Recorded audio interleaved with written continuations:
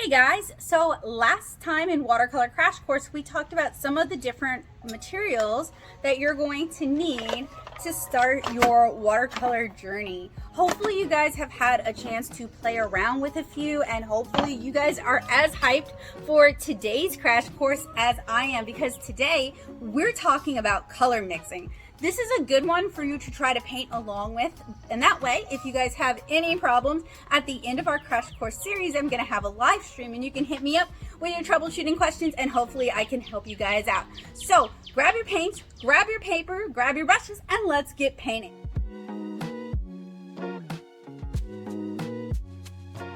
Throwing the phrase warm colors and cool colors around a lot lately, so I thought it would be helpful to do a demonstration using the Da Vinci Artist Mixing Set. Now, generally mixing watercolor sets are designed for just that, to facilitate you mixing the kind of colors you might commonly need, and this can be a great way to get started with watercolor. So as you guys see, we have a pretty simple selection of colors. We've got our primary colors, we've also got a secondary color, and then we've got some neutrals. What's missing in this set is a purple. Honestly, I will probably get rid of the titanium white at some point and put in a dioxine purple, but this is going to work great for today's purposes. So warm colors are colors that are closer to red, and cool colors are colors that are closer to blue. And all of our primary colors, in fact, most watercolors can be divided, maybe minus black and white, and even then there's some exceptions there, but most colors can be kind of divided into that.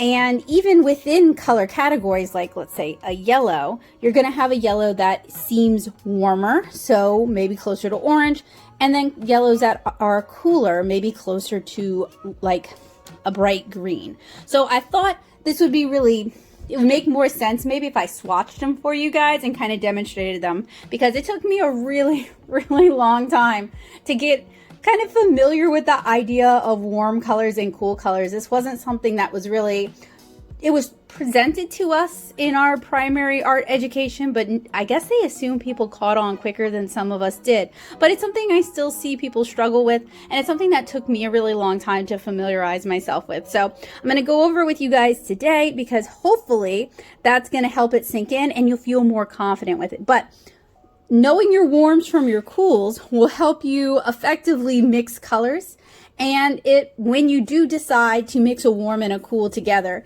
you're going to be doing that intentionally for a specific effect. So unfortunately, due to space limitations, I can't have both the palette and my paper on the screen, but I'll walk you guys through it. So we're going to start with a cool yellow. This is a yellow that is going to be closer to green than it is to red or orange. And we're going to make a color wheel as well, and that's going to make this kind of make a lot more sense too. But we're going to swatch our colors first. So that is our cool yellow, and in this set that would be Da Vinci Yellow. Now we're going to do our warm yellow, and when you see it swatched next to it, it does look almost like orange. It looks kind of like pumpkin squash color. Not pumpkin squash, squash flower color. That's Hansa Yellow Deep. Now we're going to do a warmer red. So here we have our Da Vinci Red. So that's a proprietary color. Then I'm going to swatch two cooler reds, since this set has two cooler reds. So next is going to be Alizarin Crimson, which kind of falls in between, but it's still a really good red.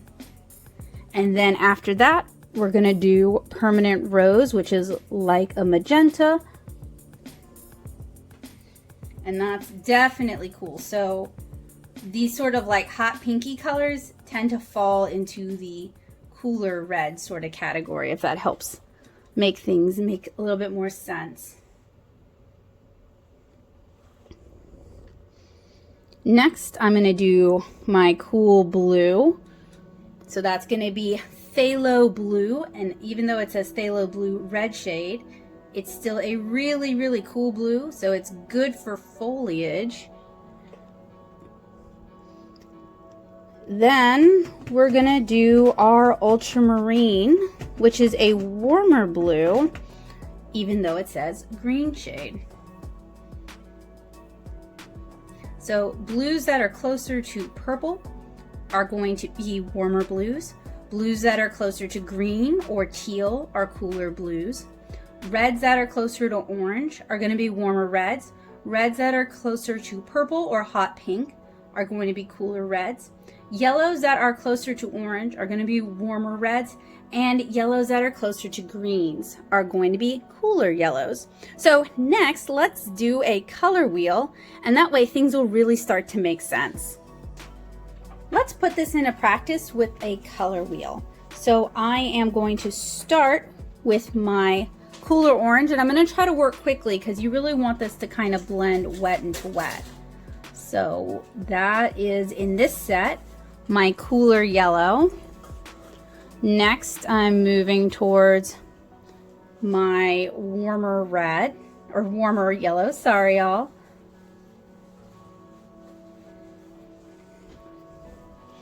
You want to kind of catch them while they can blend wet into wet.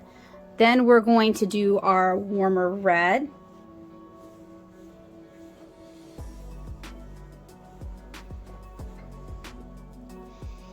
Then we're going to do our cooler red. Having a little bit of difficulty with water control. So for this one, I'm going to go with our Alizarin Crimson because we did have some choice.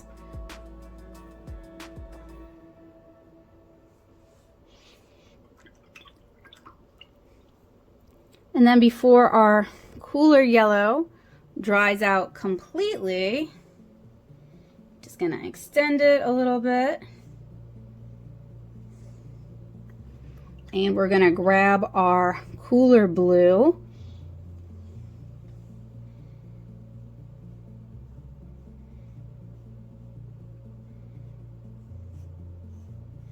And I'm just letting them blend wet into wet so that at that boundary transition, we can actually start to see the color. Then I'm going to grab our magenta, because that's going to make for a prettier purple when we blend our blue and our red together. Extend our phthalo blue just a little bit more. And then we're going to have a big old section with our ultramarine blue. So I'll start it over here with our pink. And you guys can already see it starts making a really nice purple.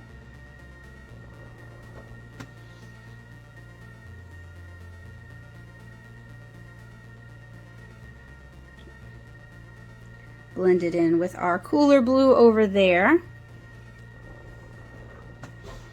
And then finish it off over here.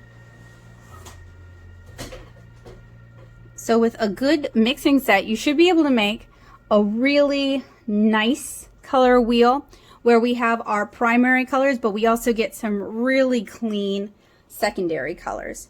So now that we have created a color wheel, I'm going to show you guys how to mix colors a couple of different ways. We're going to do atomic mixing, which means we physically mix our two colors on some sort of paper or substrate or even just on the brush. And we're also going to do optical blending, which is like glazing, where we're going to do one color and then glaze another color on top of it. Our eyes will do the mixing, and that's why it's called optical mixing. So unfortunately, since we have space limitations, I can't show you which colors I'm grabbing very easily. So I'm going to walk you guys through it. So we're going to start by mixing oranges. So I'm going to start with our cool yellow, or our cooler yellow. And to that cooler yellow, I'm going to mix our warmer red. And this is atomic mixing. So generally, your darker colors are going to have a tendency to overpower your lighter colors. So you're going to need more of your lighter color in order to kind of lighten it up or to make it more orange. So typically, when you mix a cool color with a warm color, so in this instance, a cool yellow with a warmer red, it kind of desaturates it a bit. Next, we're going to mix it with some Alizarin Crimson, our cooler red. So if you wonder why your oranges are not very vibrant or very fiery, why they often seem kind of desaturated or muted, it could be the reds and the yellows that you're choosing to mix together to achieve those oranges. So next, we're gonna grab a warmer orange, or warmer yellow. I wanna call it an orange because it looks almost orange. And I'm gonna grab a warmer red. So this is how we're gonna get kind of our true oranges, our good oranges. And if you've ever watched any of my unbox and swatch reviews, generally, I'm not that impressed when a set includes oranges pre-mixed because it's one of the easiest colors to mix. So that is our warm yellow and our warm red. Next, we're gonna do our warm yellow and our cool red. And that's gonna give us, again, kind of a more desaturated sort of orange. I'm gonna run out of room just mixing oranges, aren't I?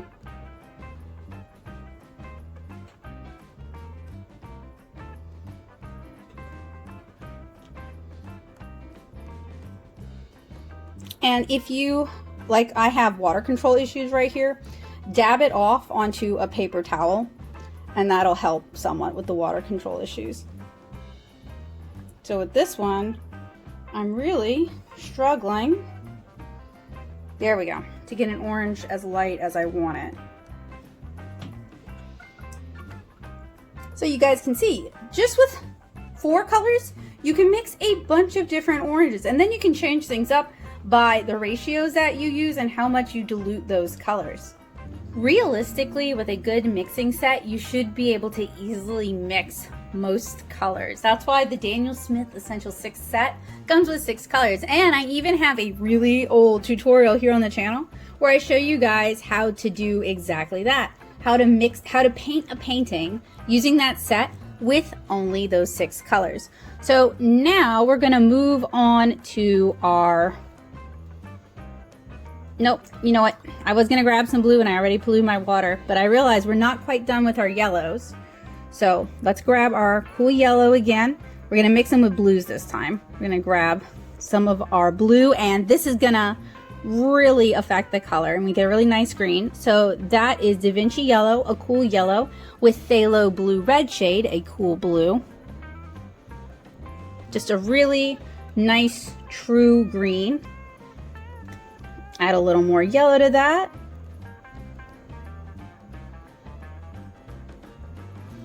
Nice spring green. If you add a little more blue to that, you get kind of like a teal green color. So let's take that same yellow, so our cool yellow, and grab a little bit of warm blue. Very little bit is going to give us a very light olivey green. Grab a little bit more. We're still in kind of the less saturated area. So by mixing a cool color with a warm color, we get a still beautiful but slightly less saturated version of green. So now we're gonna move on. Let me clean that off a little bit. We're gonna move on to our warm yellow. Grab a little bit of cool blue, and that's gonna give us definitely an olive green, a very olive green. Add a little bit more, kind of like an olive teal going on there. And then what if we grab a little more yellow, almost like a khaki color. So we're gonna still grab our warm yellow, add a little bit of warm blue, and then we're starting to get almost like browns. Add a little bit more yellow, definitely a khaki color. Add a little bit more blue, and it's mostly like a bluish gray. So that warm yellow neutralizes the blue. So next, we're going to mix reds with blues to make purples. So for this demonstration, I'm going to skip the Alizarin Crimson and I'm just going to do our cooler red and our warmer red. So we're going to start with Vinci Red, our warmer red in this instance. And we're going to grab some of the Pthalo Blue. And I'll work way over here to give myself some space. So something I've noticed, we'll add a little bit more of that red, is that when we mix a cool red, or I'm sorry, a warm red and a cool blue, we start to get kind of brownish colors or maroonish colors. And then we'll add even more red. And in a really good watercolor set, let me scooch this a little bit. In a really good watercolor set, the colors you mix will still be pretty. We are looking for nice mixes, some granulation. It doesn't have to be like 100% perfectly mixed because that beautiful granulation really adds a lot to watercolor. So now we're gonna grab some of our warm blue. I was trying not to pollute it, but I did. So that's our ultramarine blue, and I added hardly any red to that. So let's see if we can't get some more red in there. And then even more red. So this is really similar to what we're taught in school regarding mixing colors, but when color theory is taught in schools, it's usually taught with light. So basically when you mix all the colors together, you get white, whereas in reality, when we're painting, not doing digital art, but we're painting, then when we mix all the colors, we get mud. It doesn't even turn to black, it turns to mud. So there's a lot of what we were taught that's kind of applicable, but there's also a lot of relearning. So don't feel bad if you're struggling with this, because some of that is you're re-educating yourself. So I've taken my permanent rose, which is like a magenta pink, and I've mixed in some Pthalo Blue red shade. I'm gonna do it over here, and that's really a very pretty like royal blue color. I'm gonna mix in some more of that magenta. And this kind of color mixing where you kind of just play around with the colors is also a good way to discover some of your new favorite mixes and new favorite colors. Like, look at that. That's like a really nice mauve. And that is permanent rose mixed with Pthalo Blue red shade, so a cooler blue. So what happens then when we mix these colors with a warmer blue? So I'm gonna take my permanent rose and I'm gonna grab some ultramarine blue, and I'm gonna have to move over here. Oh, I'm running out of room. And I grabbed a big sheet for this purpose. So we start getting some really pretty purples with this. Let's grab some more of our rose. Still very pretty purples. And some more of our... So that is our ultramarine. So we have here our cooler reds and then our warmer reds and then our cooler reds. So I'm going to show you guys a couple more mixes. And this is something that I talk about a lot during the Student Grade Showdown when I'm kind of testing watercolors to see how well they work. This is one of the areas that I'm looking at. So Payne's Gray is a convenience color. That means it's typically purchased pre-mix, or it can be purchased pre-mix, but it's very easy to mix. So you take ultramarine blue and some burnt sienna, and it's going to give you a really pretty grayish color. So if you want grays and browns, you mix two colors on the opposite side of the color wheel. And I actually have a really cool color wheel that once I've moved this out of the way, I'll grab it for you guys. So theoretically, if we mix orange and blue together, we would get a brown or we'd get a gray. Kind of depends on what saturation, what percentage we're mixing colors in. That's why these colors here, the warm yellow mixed with the, I think that's the warm blue, they give us like brownish, khaki-ish colors to grayish colors. So I am going to set this aside and give it a chance to dry, and I'm going to grab my color wheel. So sometimes tools like this can be helpful in kind of envisioning how you want to mix color. when I was first learning, in fact, a lot of us when we're first learning, we don't have the money or the space for these kind of tools, so we learn without them. You can also find good tools online as well. But I wanted to show you guys on a more accurate color wheel that if you take, let's say, blue, the exact opposite, the complementary, there we go. I don't know why my brain lost it. The complementary color to it would be yellow orange. So if you mix these two together, you're going to get a brown. And they're all going to be like, this is true for like green, and across from this one here would be magenta, but I would really say maybe like this red more so than this magenta. They're all going to be different kinds of browns. So this can be a really good way to, if you feel like it, mix your own browns. Although many palettes do come with at least a couple. Although those are usually earth pigments, so they kind of can perform a different function. I don't typically mix my own browns, and I don't typically mix my own grays, except for, say, Payne's gray. But that's because, again, I am a watercolor comic artist, so when you're painting so many watercolor pages, you start looking for more and more convenience colors to make your life easy. But I wanted to show you guys this, and it also shows you the monochromatic colors. It shows you the complementary color. It shows you split complementaries, and it shows you triads. So if you struggle to come up with color schemes, color palettes for your work, something like this could be helpful. Or you could try some of the online resources that will generate palettes for you. Another way you can come up with palettes if you're struggling is by selecting some of your favorite photos or some of your favorite pieces of art. And I think there are websites you can run them through that will show you like a simplified color palette that you can then use for inspiration for your own art. Using the same color palette, we're going to demonstrate optical mixing now. So what I'm going to do is I'm going to create a color grid. I'm not going to use all of the colors in this set. I'm going to stick to our primaries just to kind of give you guys an idea. So an easy way to do this is we take a flat,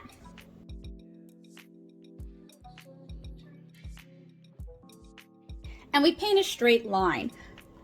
And I'm going to do that with all of our primaries. So our cool yellow, our warm red, our cool reds. I'm going to do all three. Our cool blue, our warm blue.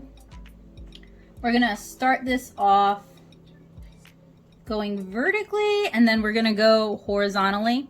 And you're not looking for the world's most saturated mass. You want like a good representation of the mass tone or the paint at its fullest saturation, but you don't want it to be too thick either, because then it's not going to glaze properly. You're not actually going to get a good representation of the colors.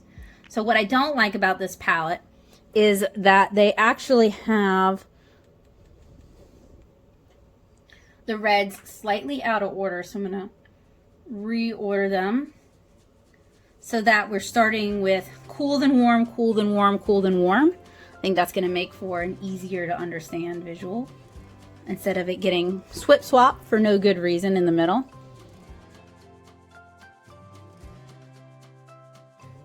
And if you're curious about how I'm pulling these straight lines, I have two tricks for this. One, I have terrible hand tremors.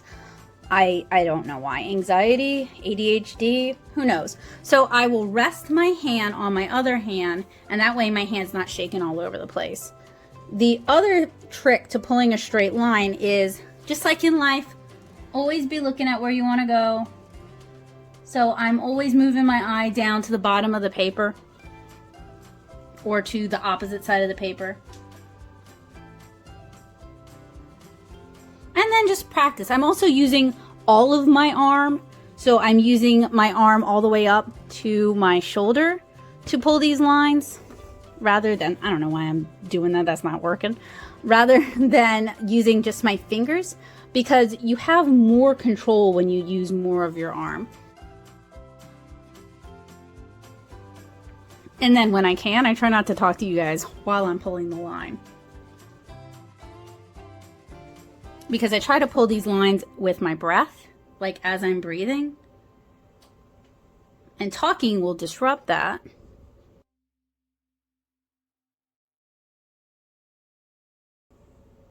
So you guys see how I'm just dipping from the half pan or the whole pan rather, and the color is lightening as I'm going. It's because I didn't really mix them very well. That would be a reason why you might want a palette, just to kind of make sure that the paint and the water are evenly mixed.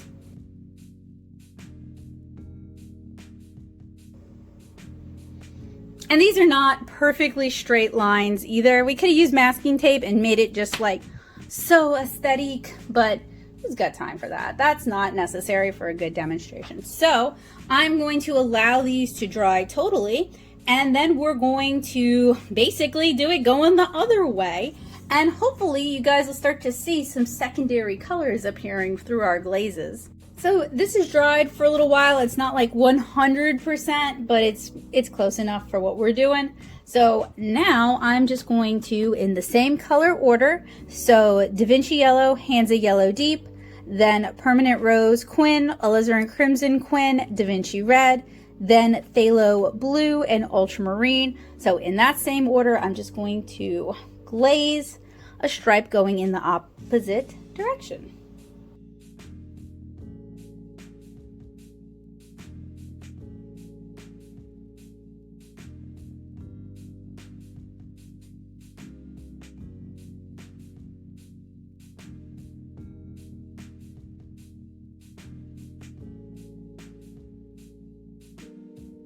So here is our finished optical mixing grid. You guys can see some of these colors did reactivate. Part of that was because I went back and added additional saturation and kind of disturbed those prior layers. So that would be another incentive why you should use a ceramic palette to actually mix your watercolors. So I kind of have the feeling that I should be talking about mixing color, i.e. watercolor plus water, how to do that, that sort of thing. I have a bunch of tutorials here on the channel where I do talk about that somewhat. So I'm going to leave it up to you guys. If you guys down in the comments need some help with that, let me know. Otherwise, I'm going to assume that through some trial and error, you'll eventually become confident with what you want to do, because it really is about trial and error and finding what feels right, what looks right. So a lot of it is just going to come down to practice. So next, we're going to talk about opacity, and we're going to talk about granulating versus staining, and we're going to do that by making some swatches. Demonstrating opacity is going to be a little bit challenging because different brands manufacture their paints differently, and some brands are just naturally more opaque than others, and some are more translucent than others, and some of them choose not to include more opaque colors. So there's a lot of like individual company choice going on. So what I'm going to do is I'm actually going to swatch two different brands. A brand that is generally very transparent, so that would be the core, and then a brand that I find to be pretty opaque. That's going to be Lukas 1862 is, I think, the year number. So that is the professional grade version of Lukas.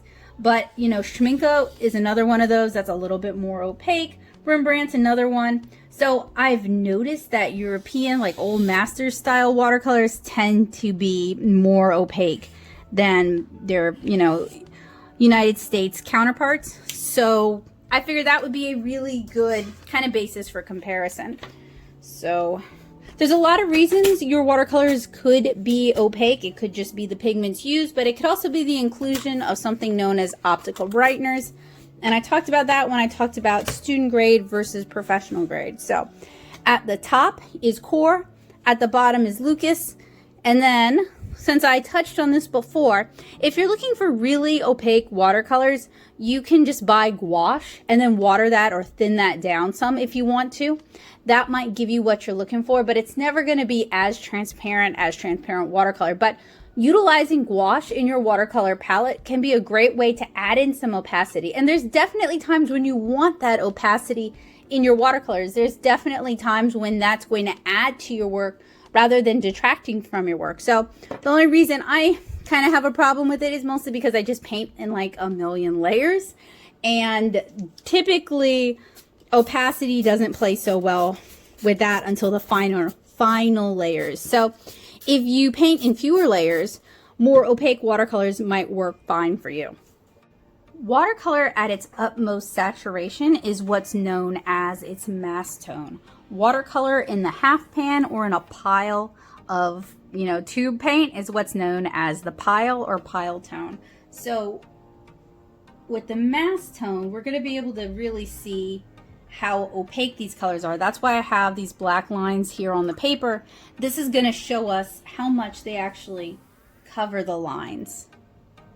And really, in my opinion, unless you specifically selected a palette just to be transparent, you want to see varying degrees of transparency because different pigments are going to have different amounts of coverage.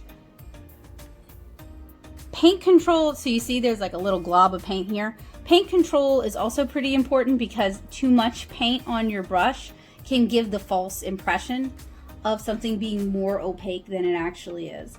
And I'm also washing these out with just a little bit of water, just so that you guys can see the color, like the mixed color, I guess, the wash color versus the mass tone color. And this is something I typically do for watercolor paint reviews. And I find that it really helps give me a lot of information about the paints that I'm going to be working with. And it gives me a better idea of what I can expect from these paints.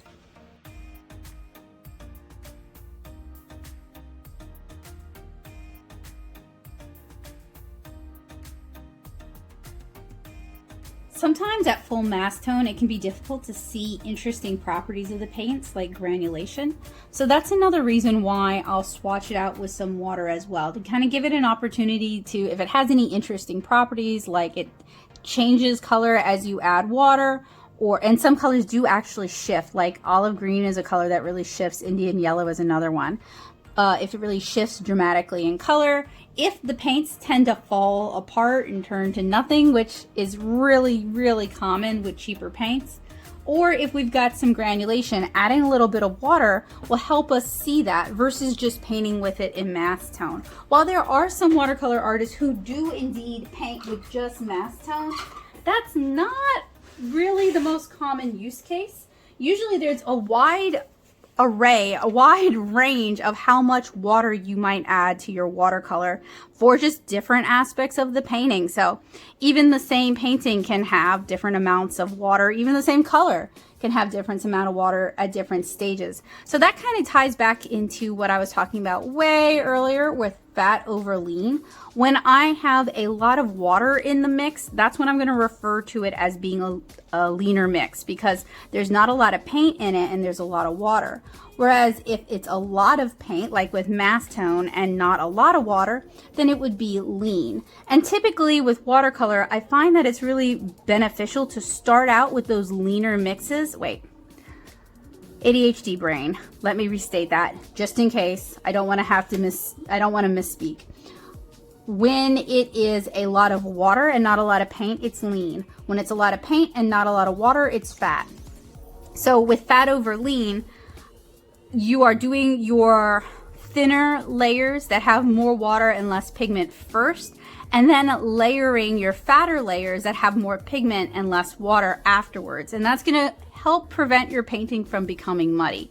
So I swatched most of the core colors here. Those are our more transparent colors. I've noticed that core is formulated to be more transparent. Not every color is super transparent, but you guys can pretty clearly see that black line. Next, I'm going to swatch my Lukas watercolors. These are, I've found to be more opaque. I have 24 of them here versus 12. I might actually have room for all 24. We'll see.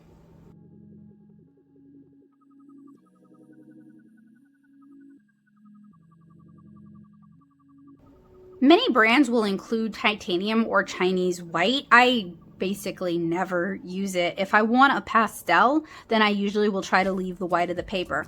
You can also mix in white gouache to create pastels if you want, so that's the other thing I do. It will add some opacity, but I find gouache to be more effective than titanium or Chinese white. In fact, I wish companies wouldn't include it because I think it just takes up unnecessary space. I'm also not going to swatch it because it's mostly not going to show up on white colored paper, so I'm going to save myself a little time and a little space by just skipping it.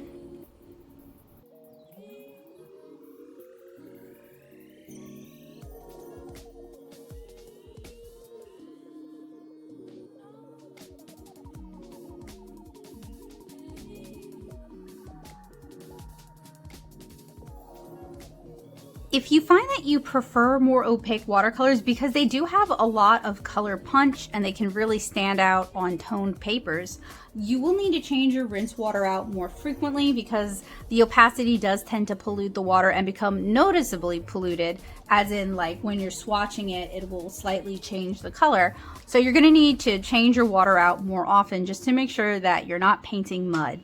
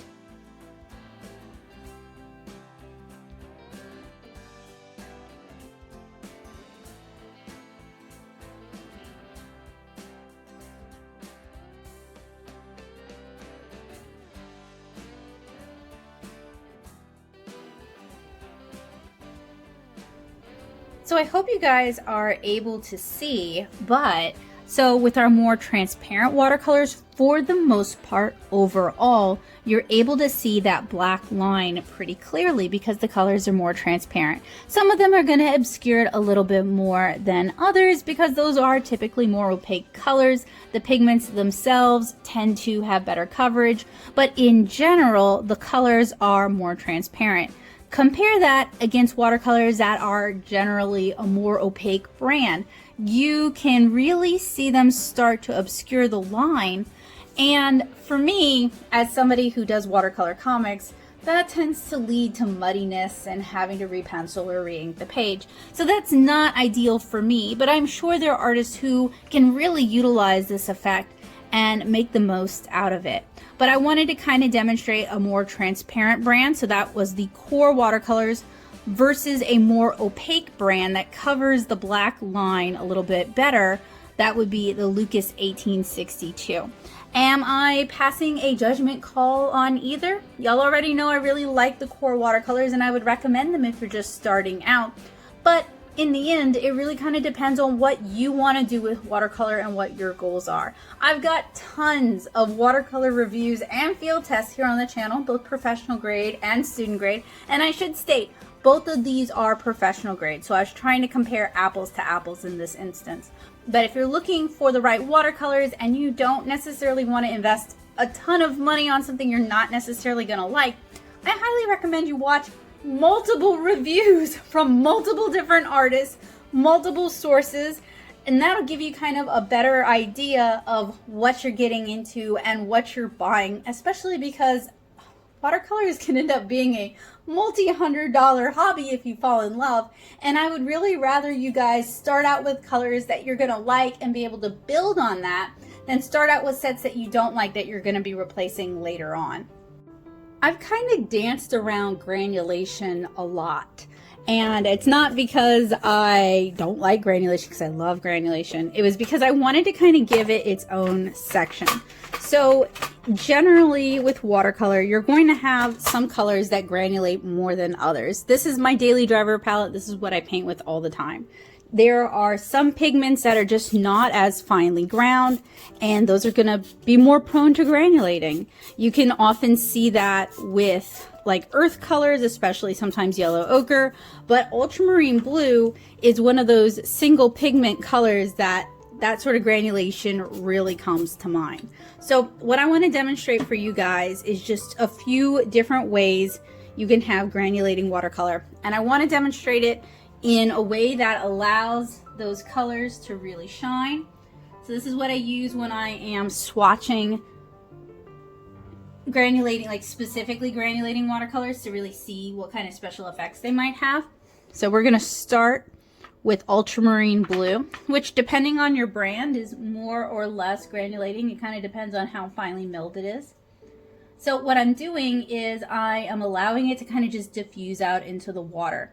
And I'm working with a watercolor, not a watercolor, sorry, a cotton rag cold pressed paper that has lots of hills and valleys. So if you want your paints to granulate, if you want that kind of beautiful sedimentation as the heavier pigments fall into the valleys of the paper, then you're going to want to work on a paper that has those valleys to begin with. So my Daily Driver palette doesn't have too many single pigment colors that granulate a whole lot. Not really for any particular reason, I guess. Not that I can think of, but I do have a lot of, so that would be M. Graham's Burnt Umber. I do have a lot of special effects paints that offer that kind of granulation because I find it really interesting for like comic backgrounds or to add texture. Then some Winsor & Newton Venetian Red. So I've found that with higher quality watercolor brands, if a color is opaque, it's probably also going to granulate. Whereas with lower quality watercolor brands, that's not necessarily a given. And the brand Daniel Smith has a lot of granulating watercolors in their lineup. And then we'll grab a little bit of yellow ochre. So these are all kind of individual pigments that offer granulation. You can also get pigment mixes, which I'll demonstrate next after I clean out the water in my water cup, that granulate into separate colors, and those are also really pretty. So next we're going to talk about watercolors that are specially mixed or formulated to be granulating. So colors that may include several pigments that all have different properties. So I've got over here my Daniel Smith granulating watercolor set. This is a set I put together myself. It's got some of my favorite colors in it, and I'm just going to swatch a few examples. There's also some examples of like single pigment colors that granulate. So here is Undersea Green, possibly one of my most used colors. And this color is so beautiful because it's got gold in it, it's got green in it, it's got indigo in it. It's got a lot going on. It kind of reminds me of the swamp. Next I will do, I cannot tell because I didn't write the name down, if it is Imperial Violet or if it's Rose of Ultramarine. I think it's Rose Ultramarine. So this one granulates pink and purple. And you could use these in mass tones and they'll give you kind of that subtle color effect. Or you can kind of apply them wet into wet like this. Or you could do mass tone and then spritz them with water so that you get this really neat fade out of granulation. Granulating watercolors are so much fun, especially for adding like just a little something special to your work to make it look uniquely watercolor. Next is Shadow Violet, which has some purple and it also has some green in it. I also find granulating colors can be so good for creating like nighttime effects or glow effects. So I really, really encourage you to play with them and give them a shot. And I don't see any kickback. This is just pure passion right here. And then I don't remember which one this one is, but it granulates. Oh no, this is Lunar Violet. So this is a mix of PBK 11, which is, if I have any room, I want to do a little swatch of Lunar Black for you guys, because this one's really cool. This can be mixed in with your existing watercolors. So like the Van Gogh dust colors use these, and what it does is it's like this sooty, heavy granulation black. It's just such a cool, of course my camera is gonna like decide to lose focus, of course. Anyway, it's really cool. It's almost like a graphite effect.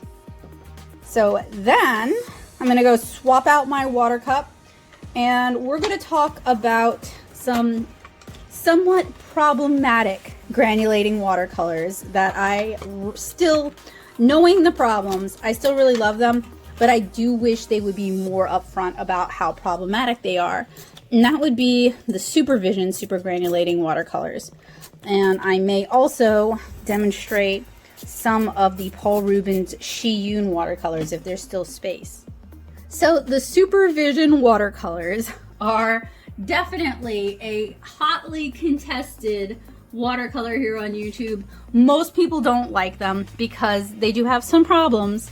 And some people have gotten some really bad tubes that just don't perform the way they're supposed to.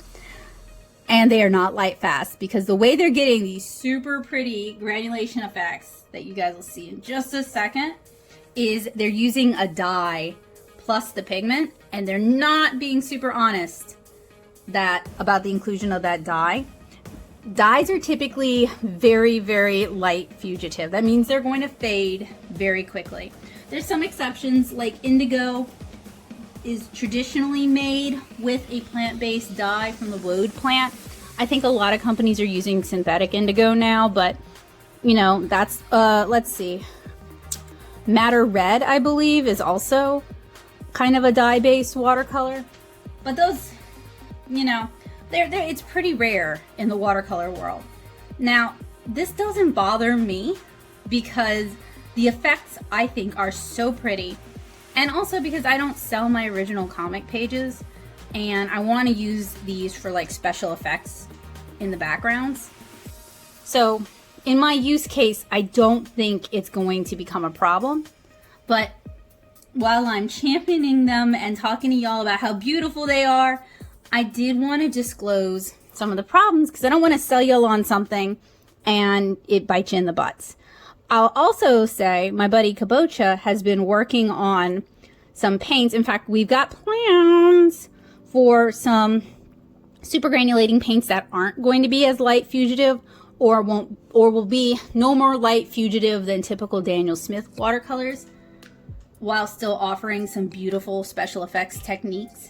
So I'm excited about that. That's kind of waiting until we can hang out in person, but it can be done. It's just that Supervision is choosing not to do it that way. And you know, as somebody who reviews art supplies, I'm always excited about, you know, when things are different, when things are innovative. I use alcohol markers, I use Brusho. Both of those are dye-based and very light fugitive. The difference is I knew going in that both of those are very light fugitive. So I also believe Daniel Smith with their Primatech line got in trouble because they were claiming that the Primatech line is all those natural stones and no additives and no additional pigments. And like their amethyst actually has additional pigments to make it turn out purple instead of just glittery. So, you know, I'm not defending Supervision, but lots of art supply companies have their own heat. So it's always just a matter of kind of weighing the pros and cons. But aren't these pretty? Even the single pigment granulation is really pretty. Our Ultramarine Blue, our Burnt Sienna, our Venetian Red, our Yellow Ochre, Undersea Green. I still not super sure if it's Rose of Ultramarine or Imperial Purple. Those two can be kind of similar and tricky sometimes. Shadow Violet. I don't know which one that is, but it's pretty. And then I don't actually know the specific names for the Supervision colors. And then we have Lunar Black. So these can be a really cool way to add some special effects to your watercolors. Just be careful about the light fastness. And that's another thing we have to be careful about. Not every company is 100% honest regarding the light fast ratings on their products. Every company has different methods of testing that. In fact, even individual artists have different methods of testing that. Daniel Smith has this machine that basically exposes swatches of watercolor to, I believe, like 100 years of light exposure in a very short amount of time. So they can kind of accurately test it and get back to you on what the light fastness would look like. But many of us testing at home, we're literally putting paint swatches up against a window and allowing the sun to damage it, which honestly, that's really kind of a very realistic method of doing it, since if you're displaying art in your home, that's what would cause light damage. So I'm not hating, but I'm saying we're all doing it a little bit differently. So I kind of take a lot of the Lightfastness with a grain of salt. I currently don't have any of my original watercolors up on display in my house. When I do, they're going to be up behind UV glass if they're in rooms that get a lot of light or rooms that have a lot of windows. But generally, I store most of my work in UV protective portfolios. And I'm an illustrator and comic artist, so most of my work is really intended for reproduction. I do sell the originals, but that's not my main bread and butter. I'm not constantly pushing y'all to buy originals from my shop. I'm more asking y'all to buy my comics from the shop. So, you know, different artists are going to have different use cases, and different things are going to be more or less acceptable to different artists, because we're all making different kinds of art with different audiences in mind. So in the end, if there is a watercolor or a technique that you really enjoy that helps you make your best art, go for it. Enjoy it. Life is too short to be forever, you know, not enjoying the beautiful things, because the beautiful things are not going to outlive us. I don't care if they outlive me.